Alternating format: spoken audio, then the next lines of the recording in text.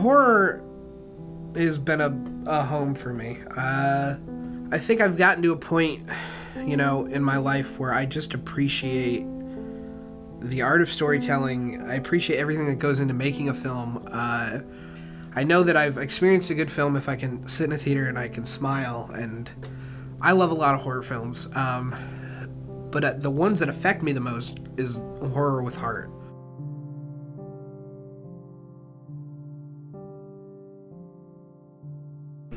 My name is Michael Dubzalecki.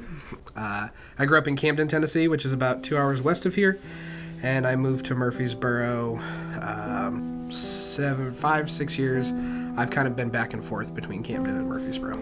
I've been a big film buff my whole life. I spent most of my childhood in a movie theater. I was raised by a single mother, and really anytime we would go out and do something, we would go to the movies.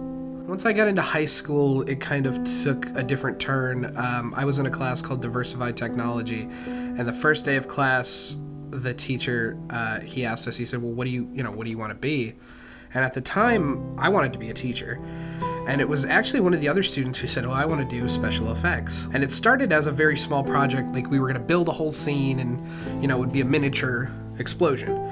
But then the class kind of shifted and we ended up starting to make short films. And that was kind of where I met a lot of the people that I made my first short films with. We had a handy cam and no other equipment. But that class really kind of set me on the path to filmmaking. I graduated high school and I started college still with the intent to be a teacher. My freshman year kind of quickly dawned on me that teachers are, you know, these unsung heroes. I mean, they go through an awful lot and they're not making nearly what they should. And so I chose to pick a more stable career, and I chose filmmaking. My first feature film was a movie called Die Devil Cock Die, and I call it the most expensive learning experience of my life. The story of a guy named Terry Devilcock who has a shitty life, shitty job. His girlfriend leaves him. He gets fired. His dog dies, and he decides he's gonna kill himself. So he blows his brains out, but wakes up and finds that he can't die. What do you do when you figure out that you can't die? Well, you fight crime, naturally. So we decided to make this very over-the-top throwback tribute to 70s and 80s exploitation movies.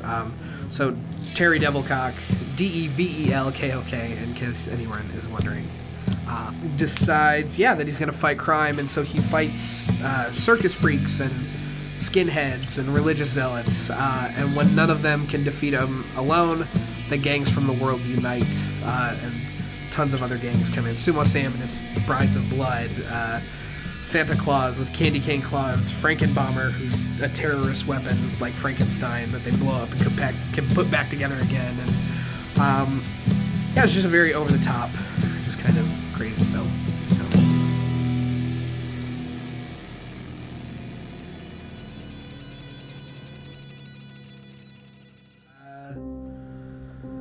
I'll get real with you for a minute. I kind of had a rough childhood.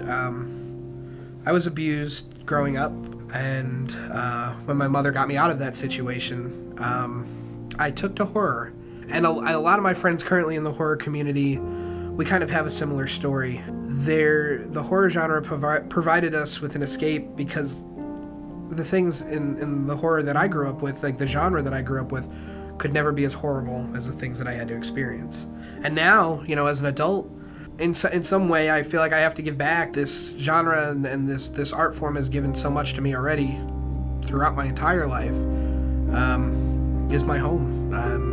One way or another, for some reason I can't make films anymore. Well, at least, you know, I'll be working in the genre in some way or another. One of my favorite filmmakers, James Gunn, he says that filmmaking is the most painful process that somebody could put themselves through. And I agree. I mean, I don't enjoy the process necessarily of making a film. It is very painful and you suffer through a lot. But I think the payoff to see the thing that you wanted to tell, there's nothing like it in the world. I've done a lot of different things and nothing has ever come close to that. took us 3 years to do, and we premiered last May, and I watched it at home 2 nights before, and I cried. I was like, this is awful. This is terrible. I hate it. It was not a finished like sound mix and everything. The next night, we packed the place. I mean, there were, 200 people there to see our film. I think there were 2 rows at the front that were empty. I mean, so, and nobody wants to sit at the front of the theater.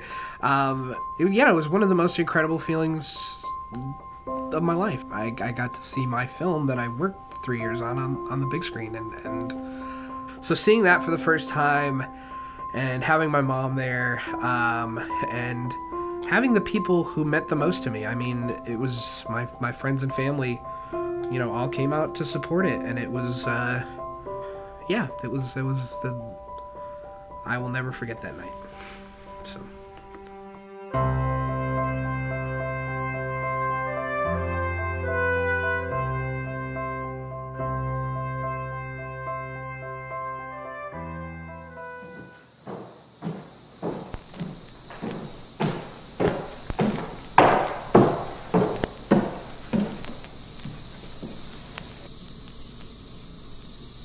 You can run on for a long time, run on for a long time, run on for a long time.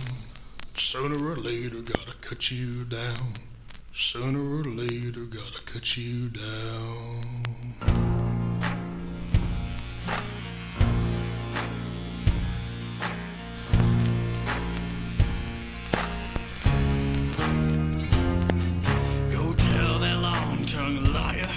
Go and tell that midnight rider. Tell the rambler, the gambler, the backbiter. Tell him the God's gonna cut you down. And tell him the God's gonna cut you down.